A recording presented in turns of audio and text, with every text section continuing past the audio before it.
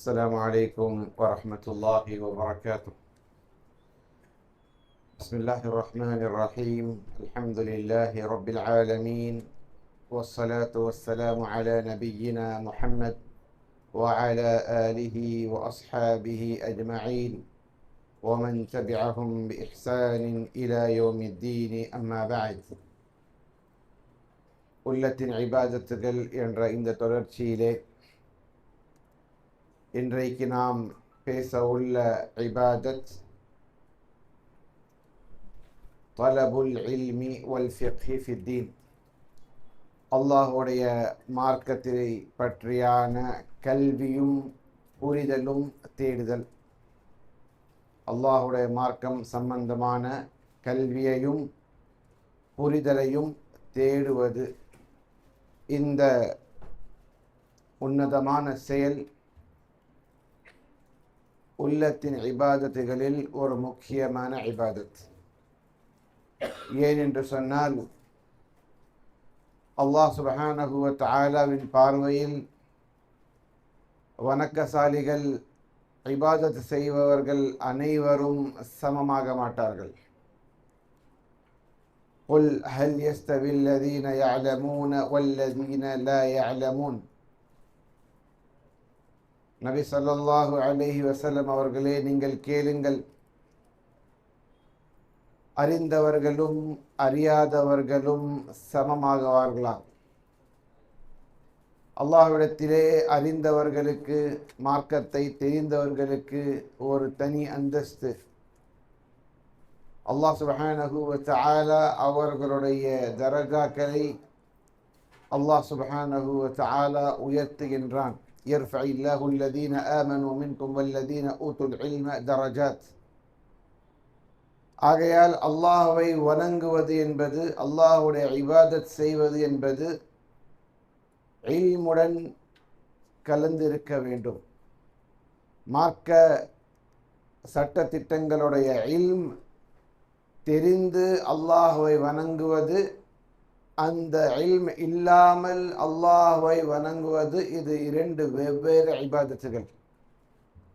ரசூலுல்லாஹி ஸல்லல்லாஹு அலைஹி வஸல்லம் அவர்கள் கூறினார்கள், உங்களில் ஒருவர் தொழுகும் பொழுது அவருக்கு ஒரு பாதி நன்மைதான் கிடைக்கும், இன்னொருவருக்கு மூன்றில் ஒரு பங்கு தான் கிடைக்கும், இன்னொருவருக்கு நான்கில் ஒரு பங்கு கிடைக்கும், இன்னொருக்கு ஐந்தில் ஒரு பங்கு, ஆறில் ஒரு பங்கு, ஏழில் ஒரு பங்கு, எட்டில் ஒரு பங்கு, 9இல் ஒரு பங்கு, 10இல் ஒரு பங்கு என்று தொழுகையாளிகள் மத்தியிலே அவர்களுடைய தொழுகைக்கு ஏற்றவாறு அந்த கூலி கூடும் குறையும் என்று அல்லாஹ்வின் தூதர் ஸல்லல்லாஹு அலைஹி வஸல்லம் நமக்கு அறிவித்து கொடுத்தார்கள். வெளி தோற்றமாக பார்த்தால் எல்லோரும் ஒரே சஃபிலே நிற்கின்றோம், ஒரே இமாமுக்கு பின்பாக தொழுகின்றோம். ஆனால் அல்லாஹ்வின் பார்வையில் இந்த அனைத்து வணக்கமும், இந்த அனைத்து இபாதத் செய்வர்களும் அல்லாஹ்விடத்திலே சமமா என்று கேட்டால் கிடையவே கிடையாது. அவரவருடைய ஹுஷூ, அவரவருடைய உள்ளத்தின் நிலை, அவரவருடைய கல்வி, சட்டத்திட்டங்களின் அறிவு, இந்த விஷயங்களால் அவருடைய அந்த கூலி கூடவும் செய்யும், குறையவும் செய்யும். ஆகையால் அல்லாஹ் சுப்ஹானஹு வ தஆலாவை வணங்குவது இல்மோட வணங்கணும். அல்லாஹ்வுடைய மார்க்கத்துடைய சட்டத்திட்டங்களை தெரிந்து கொண்டு வணங்குவது என்பது இது ஒரு உள்ளத்தின் இபாதத். மார்க்க கல்வி பெறுவது என்பது வெளிப்படையான ஒரு செயலாக இருந்தாலும், அந்த புரிதல், நுணுக்கமான விஷயங்களை தெரிந்து கொள்ள வேண்டும் என்ற ஆர்வம், அந்த ஆர்வத்தோடு சேர்ந்து அதற்கான முயற்சி, இது எல்லாமே உள்ளத்தில் உருவாகின்ற அமல்கள். ஆகையால்தான் மார்க்க அறிஞர்கள் இதை உள்ளத்தின் அமல்கள் என்று இதை பிரத்யேகமாக கூறினார்கள். அல்லாஹ் சுப்ஹானஹு வ தஆலாவும் உள்ளத்தின் அமல்களை பட்டியலிடும் பொழுது, லஹும் குலூபுல் லா யஃப்கஹூன பிஹா, அவர்களுடைய உள்ளங்கள் இந்த விஷயங்களை புரிந்து கொள்வதில்லை என்று புரிதலையும் உள்ளத்தையும் அல்லாஹ் சுப்ஹானஹு வ தஆலா சேர்த்து இங்கே குறிப்பிடுகின்றான். ஆகையால் இந்த விஷயத்திலே நாம் முயற்சி எடுக்க வேண்டும். இந்த விஷயத்திலே நாம் கவனம் செலுத்த வேண்டும். அல்லாஹ் சுப்ஹானஹு வ தஆலாவை வணங்குவதில், அல்லாஹ் சுப்ஹானஹு வ தஆலாவை இபாதத் செய்வதில் கல்வி பெறுவது எவ்வளவு முக்கியம் என்ற அந்த புரிதலோடு வணங்க வேண்டும். இமாம் புகாரி ரஹ்மத்துல்லாஹி அலைஹ் சஹீஹுல் புகாரியை தொகுத்த அமீருல் முஃமினீன் ஃபில் ஹதீஸ் அவர்கள் ஒரு சாப்டரை, ஒரு பாடத்தை தொகுக்கும் பொழுது அந்த பாடத்துடைய தலைப்பே ஒரு பெரிய சட்டமாக வைப்பார்கள். அந்த பாடத்துடைய டைட்டில் அதை படித்து பார்த்தாலே அதுக்குள்ளே என்ன இருக்குது என்று தெரிந்துவிடும். அதே போல் ஒரு பாடத்திற்கு அவர்கள் பேர் சுட்டுகின்றார்கள், பாப் அல் இல்ம் கப்ல அல் கௌலி வல் அமல். செயல்களும் பேச்சுகளும் செய்வதற்கு முன்பாக மார்க்க கல்வியை கற்றுக்கொள்வது. இதுதான் அந்த பாடத்துடைய தலைப்பு, பாப் அல் இல்ம் கப்ல அல் கௌலி வல் அமல். ஒரு விஷயம் செய்வதற்கு முன்பாக, ஒரு விஷயத்தை பற்றி பேசுவதற்கு முன்பாக அதை பற்றியான கல்வியை தேடுவது. அல்லாஹ் சுப்ஹானஹு வ தஆலா சூரத் முஹம்மதிலே கட்டளையிடுகின்றான், ஃபஅலம் அன்னஹு லா இலாஹ இல்லல்லாஹ்.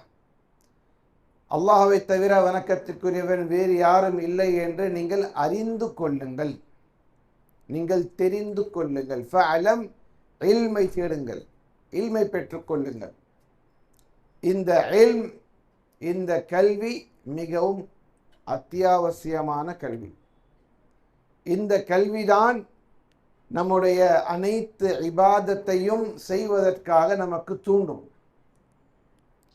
அல்லாஹ் சுப்ஹானஹு வ தஆலா இல்ம் பெற்றவர்களை பற்றி அல்லது கல்வியுடையவர்களை பற்றி சொல்லும் பொழுது அவர்களை வித்தியாசப்படுத்தி காண்பிக்கின்றான். அவர்களுடைய நிலை, அவர்களுடைய அந்தஸ்தை அல்லாஹ் சுப்ஹானஹு வ தஆலா உயர்த்தி கூறுகின்றான். இன்னமா யக்ஷல்லாஹ மின் இபாதிஹில் உலமாஉ. நிச்சயமாக அல்லாஹுடைய அடியார்களில் அல்லாஹுக்கு மிகவும் அஞ்சி நடப்பவர்கள் யார் என்று சொன்னால் அல் உலமா, அல்லாஹை பற்றி அறிவு இருக்கிறவர்கள், அல்லாஹுடைய மார்க்கத்துடைய அறிவு கொண்டவர்கள், ஆலிம் பெருமக்கள், உலமா பெருமக்கள்.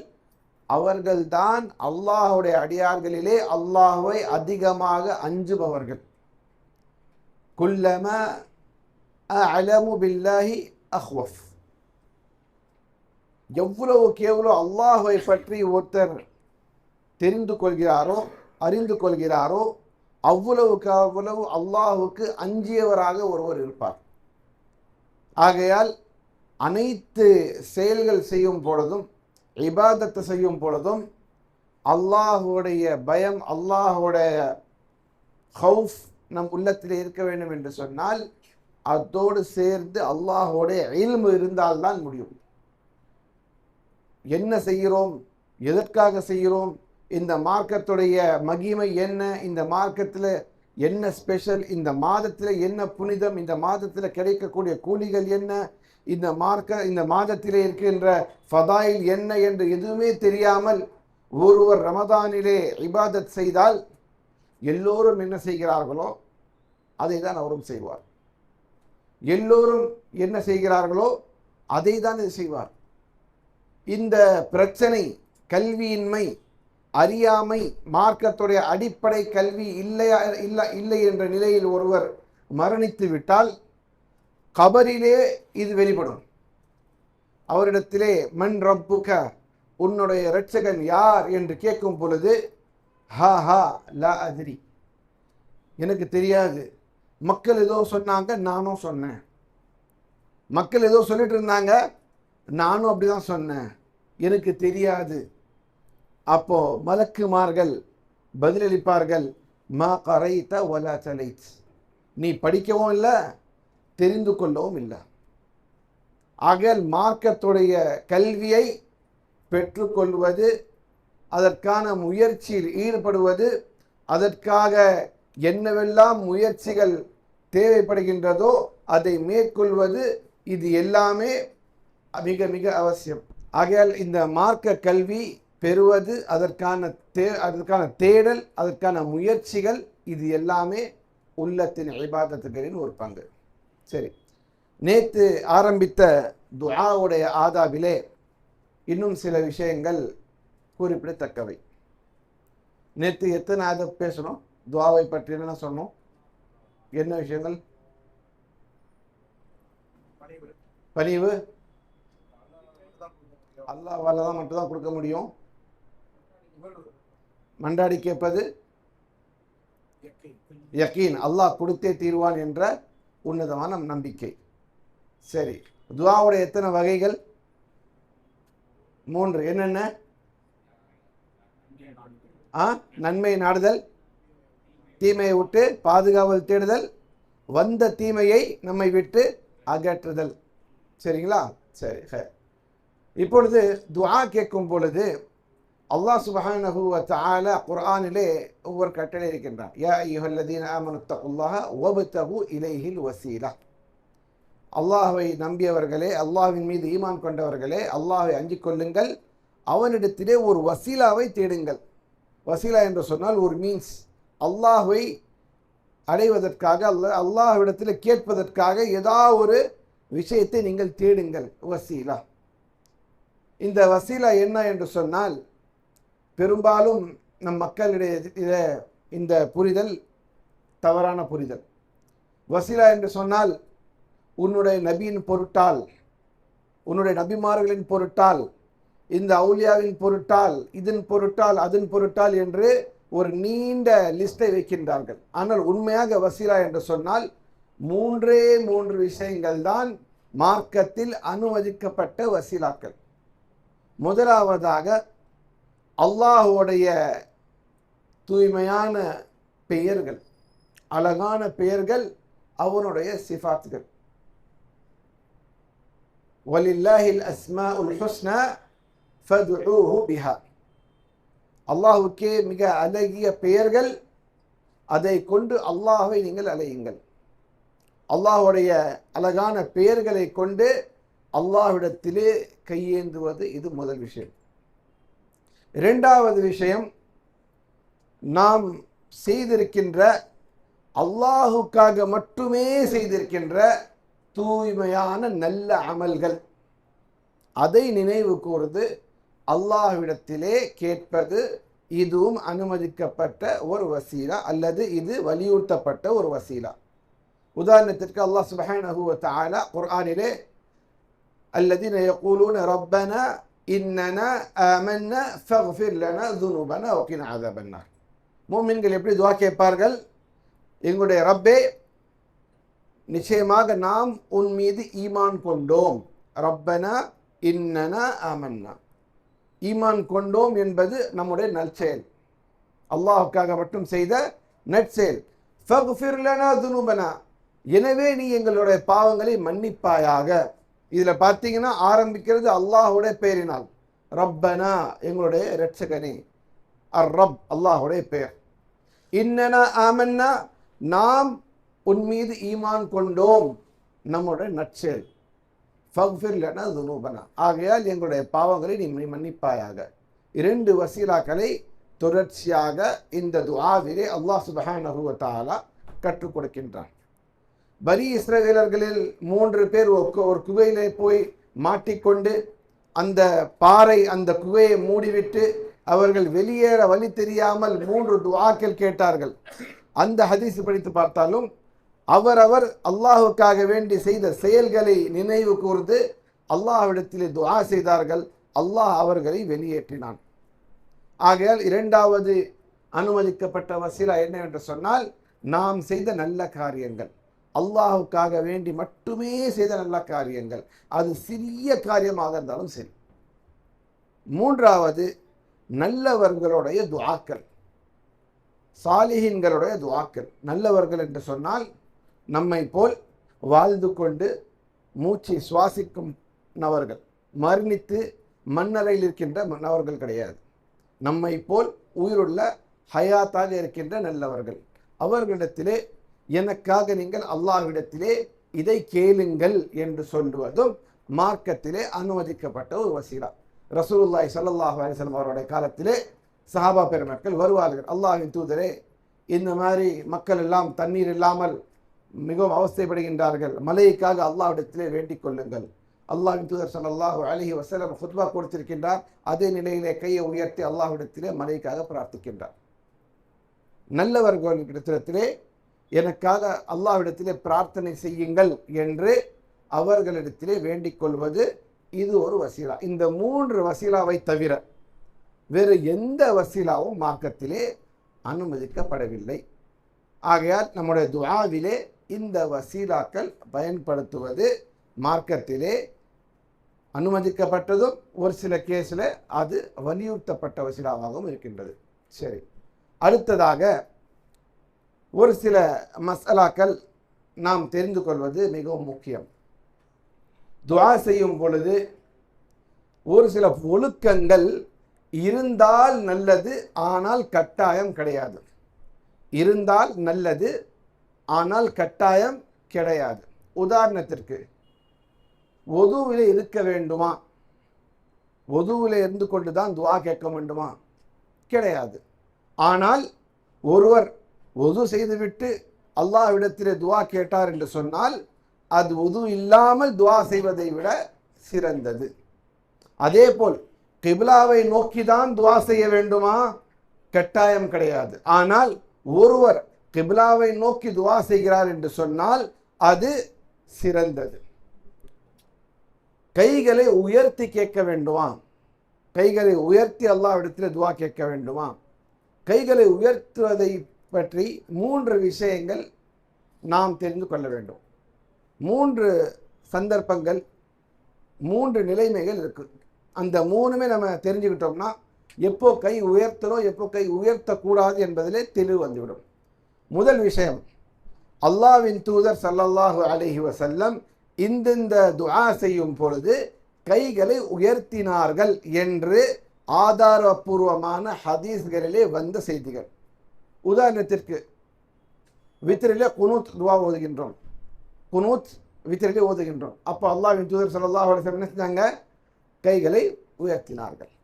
அதே போல் மலைக்காக துஆ செய், அல் இஸ்திஸ்கா, மலைக்காக குத்பாவிலேயோ வேறு இடத்திலேயோ மலைக்காக வேண்டும் பொழுது அல்லாஹ்வின் தூதர் ஸல்லல்லாஹு அலைஹி வஸல்லம் அவர்கள் கைகளை உயர்த்தினார்கள்.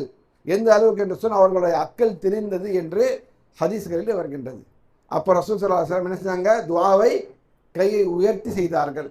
அதே போல் இரவு தூங்குவதற்கு முன்பாக துஆக்களை ஓதி தம் செய்வதற்காக ரசூல் ஸல்லல்லாஹு அலைஹி வஸல்லம் 3 முறை தங்களுடைய கைகளை ஊதி அதை தங்களுடைய உடம்பிலே ரசூல் ஸல்லல்லாஹு அலைஹி வஸல்லம் கைகளை தொட்டு கொண்டார்கள் என்று ஹதீஸ் வருகின்றது. இந்த சூழ்நிலைகளிலே ரசூல் ஸல்லல்லாஹு அலைஹி வஸல்லம் அவர்கள் கைகளை உயர்த்தினார்கள் என்று தெளிவாக கூறப்பட்ட நிலையிலே நாமும் என்ன செய்ய வேண்டும்? அந்த நிலைகளிலே கைகளை உயர்த்த வேண்டும். இதுதான் சுன்னத். இன்னும் செகண்ட் கேட்டகரி, அல்லாஹ்வின் தூதர் இந்த துஆ செய்தார்கள், ஆனால் கைகள் உயர்த்த மாதிரி தெரியவில்லை என்று தெளிவாக ஹதீஸிலே குறிப்பிடப்பட்டுள்ளது. எப்படி வருது? ரசூல் ஸல்லல்லாஹு அலைஹி வஸல்லம் இந்த துஆ செய்தார்கள், கைகள் உயர்த்தவில்லை என்று வராது. ஆனால் கை உயர்த்தி தான் நமக்கு அந்த வாசகம் அதில் வந்திருக்கும். ரசூல் ஸல்லல்லாஹு அலைஹி வஸல்லம் ஒவ்வொரு செயலும் ஒவ்வொரு காரியமும் அவர் ரசூலுல்லாஹி ஸல்லல்லாஹு அலைஹி வஸல்லம் செய்த ஒரு செயலும் நுணுக்கமாக நமக்கு அறிவிக்கப்பட்டுள்ளது. அப்போ ரசூலுல்லாஹி ஸல்லல்லாஹு அலைஹி வஸல்லம் இந்த செயல் செய்யும் பொழுது கைகளை உயர்த்தினார்கள், அது ஹதீஸில் வந்திருக்கும். ரசூல் ஸல்லல்லாஹு அலைஹி வஸல்லம் கைகளை உயர்த்தினார்கள் அப்படின்ட்டு. அப்படி வரவில்லை என்று சொன்னால் ரசூலுல்லாஹி ஸல்லல்லாஹு அலைஹி வஸல்லம் அப்படிப்பட்ட துஆக்களிலே கைகளை உயர்த்தவில்லை. உதாரணத்திற்கு, தூங்கி எழுந்திருக்கும் பொழுது ஒரு துஆ சொல்கிறோம், அல்ஹம்துலில்லாஹி அல்லதி அஹ்யானா பஅதமா அமாதனா வ இலைஹின் நுஷூர். கைகளை உயர்த்தணுமா? கிடையாது. சாப்பிட்ட பிறகு அல்ஹம்துலில்லாஹி அல்லதி அத்அமனி ஹாதா வ ரஸகனிஹி மின் கைரி ஹவ்லின் மின்னி வலா குவா, கைகளை உயர்த்தணுமா? கிடையாது. பள்ளிவாசல் உள்ளவர் அல்லாஹும்ம அஃப்தஹ் லி அப்வாப ரஹ்மத்திக், கைகளை உயர்த்தணுமா? கிடையாது. பொதுவான திக்ர்கள், பொதுவான துஆக்கள், மஸ்னூன் துஆக்கள் நேரத்திலே அல்லாஹ்வின் தூதர் ஸல்லல்லாஹு அலைஹி வஸல்லம் கைகளை உயர்த்தவில்லை. ஆகையால் இந்த சுபஹ், ஷாம், காலை மாலையுடைய துஆக்கள், தொழுகைக்கு பின்னாடி அல்லாஹு அக்பர், அஸ்தக்ஃபிருல்லாஹ் அஸ்தக்ஃபிருல்லாஹ் அஸ்தக்ஃபிருல்லாஹ் அல்லாஹும்ம அன்தஸ் ஸலாம் வ மின்கஸ் ஸலாம், இதில் எதுவுமே ரசூல் ஸல்லல்லாஹு அலைஹி வஸல்லம் என்ன பண்ணல, கைகளை உயர்த்ததாக அறிவிப்பு வரவில்லை. ஆகையால் இந்த துஆக்களிலே கைகளை உயர்த்த தேவை கிடையாது. மூன்றாவது, நாம் பொதுவாக நம்முடைய தேவைக்காக கேட்கின்ற துஆக்கள். எனக்கு ஒரு தேவை இருக்குது, நான் துஆ கேட்குறேன். எனக்கு ஒரு பிரச்சனை இருக்குது, நான் துஆ கேட்குறேன். நான் ஒரு சூழ்நிலை மாட்டிக்கிட்டு அல்லா இடத்துல துஆ கேட்குறேன். அப்படி எனக்கு நான் தேவை உள்ளும் போது, தேவை இருக்கும் பொழுது ஒரு துஆ கேட்கும் பொழுது கைகளை உயர்த்துவது முஸ்தஹப், வலியுறுத்தப்பட்ட சுன்னத். எனக்கு ஒரு தேவை இருக்கும் பொழுது அல்லாஹ்விடத்தில் துஆ செய்யும் பொழுது கைகளை உயர்த்த வேண்டும் என்பது ஷர்த்து கிடையாது, ஆனால் அது சிறந்தது. முதல் கேஸ், கைகளை உயர்த்தி ஆக வேண்டும், ஏன் ரசூல் ஸல்லல்லாஹு அலைஹி வஸல்லம் உயர்த்தினார்கள். இரண்டாவது கேஸ், கைகளை உயர்த்தக்கூடாது, ஏன் அல்லாஹ்வின் தூதர் கைகளை உயர்த்தவில்லை. மூன்றாவது, பொதுவான நமக்குன்னே நம்ம கேட்கின்ற துஆக்கள், அதிலே கைகளை உயர்த்துவது சிறந்தது. ரசூலுல்லாஹி ஸல்லல்லாஹு அலைஹி வஸல்லம் பத்ர் போருக்கு ஒரு இரவு முன்னாடி என்ன பண்ணுறாங்க, கிப்லாவை நோக்கி கைகளை உயர்த்தி அழுது கொண்டு துஆ கேட்கின்றார்கள். நாளைக்கு போர் இருக்கின்றது, அந்த போருக்கு ஒரு இரவு முன்னால் ரசூலுல்லாஹி ஸல்லல்லாஹு அலைஹி வஸல்லம் அவர்கள் தங்களுடைய கைகளை உயர்த்தி அல்லாஹ்விடத்தில் துஆ கேட்கின்றார்கள். அந்த மாதிரியான துஆக்கள் நமக்கு தேவை இருக்கும் பொழுது உள்ள துஆக்கள். ஒருத்தர் காபத்துல்லாவிலே நிற்கிறார், ஹரமிலே நிற்கிறார், அங்கே துஆ செய்கின்றார். அல்லது பாங்குக்கும் இகாமத்துக்கும் மத்தியில் மஸ்ஜிதில் உட்கார்ந்து கொண்டிருக்கின்றார், அப்பொழுது துஆ செய்கின்றார். அப்படிப்பட்ட துஆக்களிலே கைகளை உயர்த்துவது என்பது இது சுன்னத், இது முஸ்தஹப். சரி, அதே போல் சில குறிப்பிட்ட நேரங்களில் துஆ அல்லாஹ்விடத்தில் ஏற்றுக்கொள்ளப்படும் என்று ரசூலுல்லாஹி ஸல்லல்லாஹு அலைஹி வஸல்லம் அவர்கள் அறிவித்துள்ளார்கள். அந்த சூழ்நிலைகளை பயன்படுத்த வேண்டும்.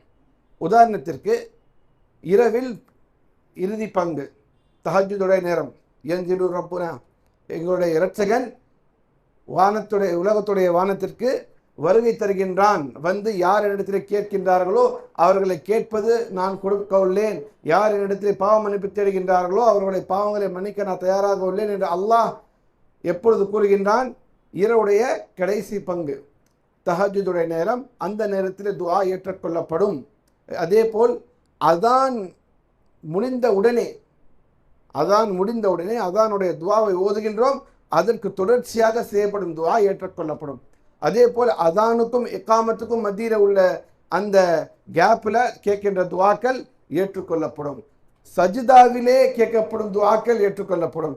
தஷஹூதிலே சலாம் செய்வதற்கு முன்பாக இறுதி தஷஹூதிலே கேட்கப்படும் துஆக்கள் அல்லாஹ்விடத்திலே ஏற்றுக்கொள்ளப்படும். ஆகையால் இந்த சூழ்நிலைகளை நாம் உபயோகிக்க வேண்டும்.